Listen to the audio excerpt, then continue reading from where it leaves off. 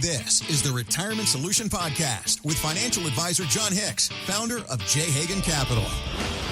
And I'm Heather Branch here with John, asking for his insight on things you can be doing now to better prepare for your financial future. Once you get to retirement, you want to make sure that all of that money that you have worked so hard to earn and save is going to last you through what's hopefully going to be an incredible next phase of your financial life. And at J. Hagan Capital, they are here to help you figure it all out in a plan that's customized to you and your goals. So let's get started on that conversation.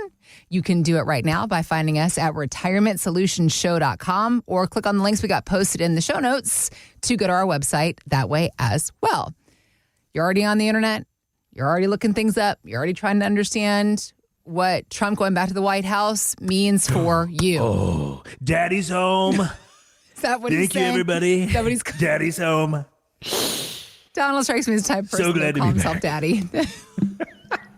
I can't remember who told me that, but my 9-year-old, the next morning after she had discovered that he had won, that's the very first thing she said. She was trying to do the accent. She was trying to do his impression. Because it was funny. Yeah. It is funny. But she said, Daddy's home. And I'm just like, what are you talking about? And she goes, Trump, Daddy's home. And I was like, that is really hilarious coming from a 9-year-old. Right. Yeah, a 9-year-old little girl. So I don't know. It's not like I ever talk about politics or anything like that around the house. I don't know where she would have picked that up. That's strange and cool. Does she have a phone? Does she have the access to the web? There's the TV on? Or does anybody get anything? It's weird because what I always say is that when I get home with the kiddos, it's always their schedule. Like, the real work starts when I get home because I no longer, I'm not paying attention to the markets. I'm not paying attention to work, not paying attention to all that stuff. But then usually if a ball game's on in the background, if that's not the case, or the cooking channel, because usually I just want to relax and decompress and just start cooking something. So I typically just want something on in the background. If it's not that, we're toting them around to any various activity they have. Basketball, cheerleading. So many sports. The big one played flag football, this year and all that kind of stuff. And there's something constantly going on. Right. So I don't know where they pick it up. Well. No idea. Must be their mother. Let's blame it on the person that's not here to defend herself. Good idea. I love this. I love your tactic. Has to be her. It's all Tennille's fault. All right. Thinking about the fact that we now know Mr. Trump headed back to the White House. Yes. Of course, so many people are wondering, what does it all mean, particularly from a financial standpoint? I mean, we've seen what's being called the Trump bump, right? All the things that have happened in the market. There are, of course, questions about what's going to happen with tax laws.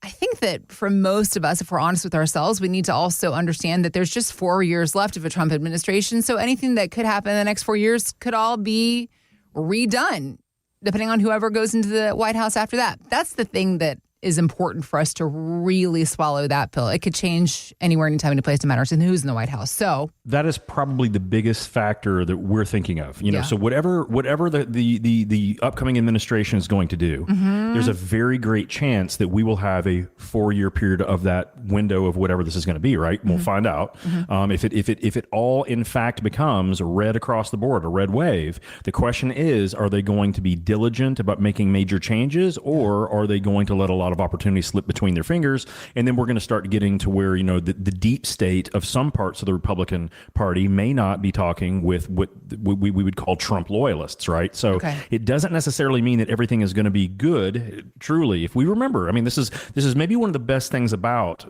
having a Trump presidency this time around. We've seen it before. Now, I'm going to draw some attention and look at the historical differences, tremendous differences between his first 4 years and what will potentially be, or what these next 4 years could look like. Because there are major, major differences, and we need to we need to look at that. But let's not forget, basically day 2 or day 1 of the Biden administration, he signed a whole bunch of stuff and basically completely eliminated a lot of the things that Trump had done. Positive, negative, up, down, left, right, doesn't make any difference. It happened that way. So we have to understand that anyone that comes after this 4 years could potentially do the exact same thing. So what we want to do is make decisions that are evergreen. Yes. We want to take advantage of the opportunities that may be presented us, and we're going to have to keep our eyes open. They're not going to necessarily be out in broad daylight. I'm not expecting tax rates to go to 5% across the board. That's probably not going to happen no matter what Elon Musk has suggested. And I'm really not going to see, my guess is it's not going to be a whole bunch of kumbaya moments either. If you remember the 4 years previous from 2017 to 2020, we kind of had a little bit of a circus, right? So these first nominees that the president's going to have to go into office in cabinet positions, don't expect many of them to last for 6 to 8 months. Now, that's not a negative comment. It's just looking about how the first 4 years went. I mean, there was incredible turnover. There are going to be so many bullseyes on people's backs, so many enemies that have been made on either side, that it's going to be really, really hard, if we remember those first 4 years, to get anything really done. Right. Which is why a lot of people, and recently I was over in Europe, and they said, we're actually happy that Trump won, because people that don't speak with authority, don't speak like they are a leader, are not taken seriously. And regardless of what anyone thinks about the current sitting president, they didn't think that he was very powerful. They didn't think he was a very good leader. It doesn't matter about policy. It doesn't matter about anything. It's projection, right? Optics. So whether they like or didn't like will like what Trump does or doesn't do, he does command to be listened to. Even if you hate what it is, it just is a command to listen to. And then you can start everyone can formulate their own decisions. But because of that, I think that there are a lot of things that we can do from a tax planning standpoint, not today, but to set things up, because we would expect a lot of the things that we can do, they're probably going to be grandfather claused in, or we can do things maybe for the next 4 years that we may never be able to do again. There's a true possibility of that. Just like when the GOP did the 2017 Tax Cuts and Job Reconciliation Act, it opened a window for many of us to pay the lowest amount of taxes ever to shift assets, to get from tax forever assets to maybe never tax again assets. I don't know that we're going to be able to see that again, because unfortunately our deficit is even higher than it was 4 years ago, and really 8 years even before Trump took office at that point in time, because of COVID and everything else and all the printing presses. But we will potentially have opportunities that we're going to have to be cognizant of. This is where a skilled fiduciary can really help a lot of people, not just us. I'm just saying in general, if you have someone that you're talking to that has command of the financial world, the securities world, the investment world, the tax world, and the estate planning world, and they truly understand how they all work out for your situation, right? Someone that has $500,000 has saved and amassed a pretty dang good amount of money. There are many things that you can do that I would call low-hanging fruit. That you can very simply fix a lot of problems that most people aren't aware of if you get the right advice. Now, if you have $500 million or $50 million or $5 million, or you just sold your company, or you're looking at selling a strip mall or whatever, and you have large amounts, the numbers of things that you can do increase tremendously, because the advanced part of tax and estate planning subject matter is very, very, very different. There are all kinds of nooks and crannies in a sandbox that when you have a deeper and wider sandbox, you can play in. And that's what I'm talking about with money. So most really good firms that specialize not just in investments and managing money, but they really specialize in tax and estate planning, they can do tremendous things to the tunes of hundreds of thousands of dollars, or if you're a multimillionaire, to the tunes of millions and millions of dollars saved, not just in your generation, but over potentially the next 2 or 3 generations. Those are huge. And I think what we're going to see over the next 4 years